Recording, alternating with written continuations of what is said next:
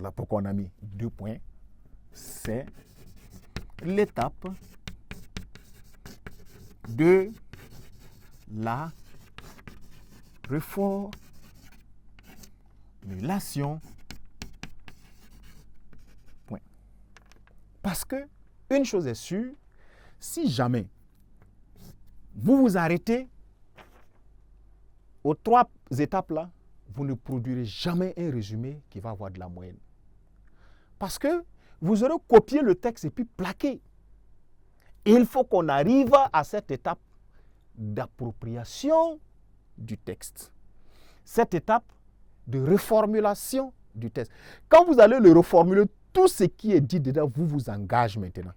Si l'auteur a dit que quelque chose est bon et que vous, dans votre reformulation, venez dire que ce n'était pas bon ou que ce n'est pas bon, ça c'est vous. Mais vous avez compris que le texte a été réapproprié. Le texte, d'accord, a été transformé dans votre propre compréhension, vos propres mots, vos propres manières de voir avec votre propre, n'est-ce pas, votre propre affectation des sens qui ne vont pas s'opposer à l'auteur, mais qui vont venir avec des mots nouveaux. Synonymes parfois, voilà, expressions proches, etc. La phase de reformulation du microtexte provisoire. Et vous l'aurez compris, ça nous engage à la deuxième approche. La première étant l'analyse de la structure du texte qui va nous conduire à l'obtention d'un microtexte provisoire. On a obtenu le microtexte provisoire où on va maintenant, c'est dans la deuxième approche. La deuxième approche,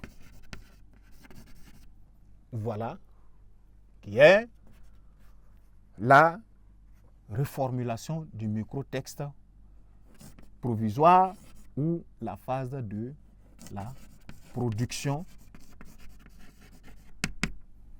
du résumé définitif. Voilà. On cherche à partir de là le résumé définitif. Bien. Et dans la recherche du résumé définitif, surtout à cette deuxième approche-là, c'est véritablement sensible. Voilà pourquoi on prévient toujours que c'est une étape déterminante. Faites très attention, c'est une étape très déterminante. Parce que c'est ici que les principes de précision et de fidélité, ils sont fragiles. Les principes de précision et de fidélité, ils sont fragiles. Voilà.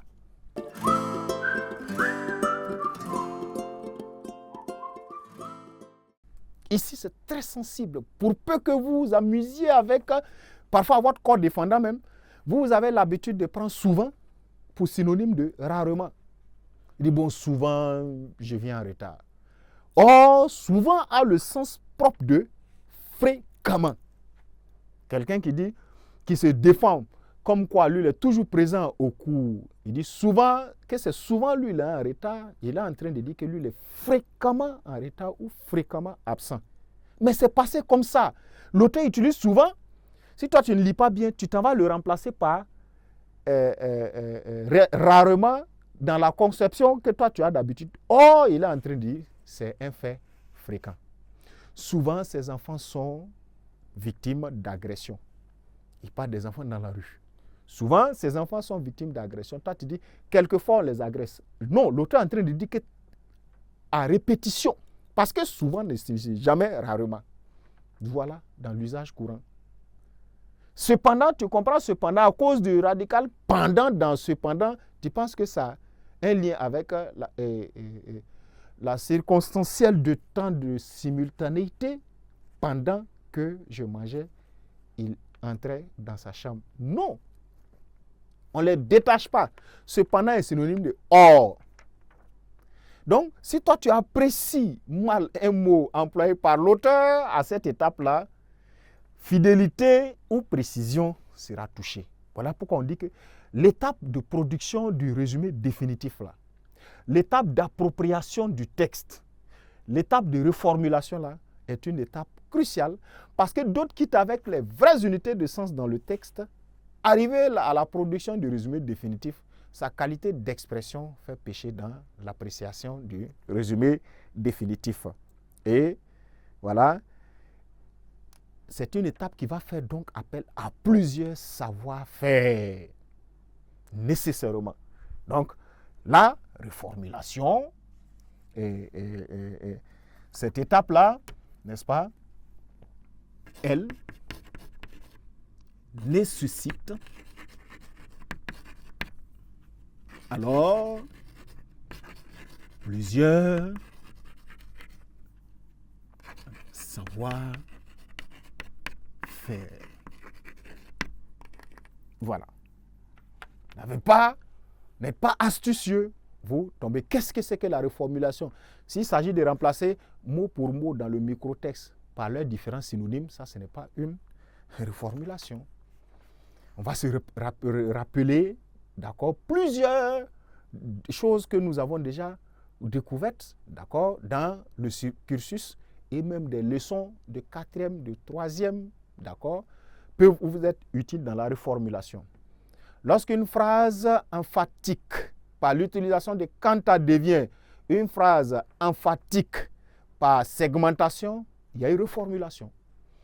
Lorsqu'une subordonnée relative est débarrassée de sa proposition principale, de sa subordonnée, pour laisser la proposition principale, il y a une reformulation.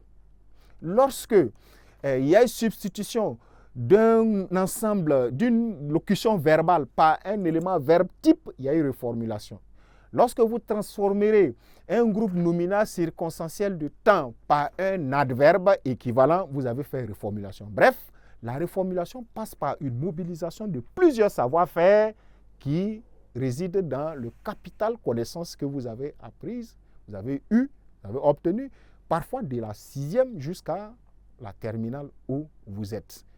Voilà ce qui constitue, n'est-ce pas, l'étape, n'est-ce pas, de la production du résumé définitif et que nous donnons le moyen, n'est-ce pas, de développer encore plus en profondeur.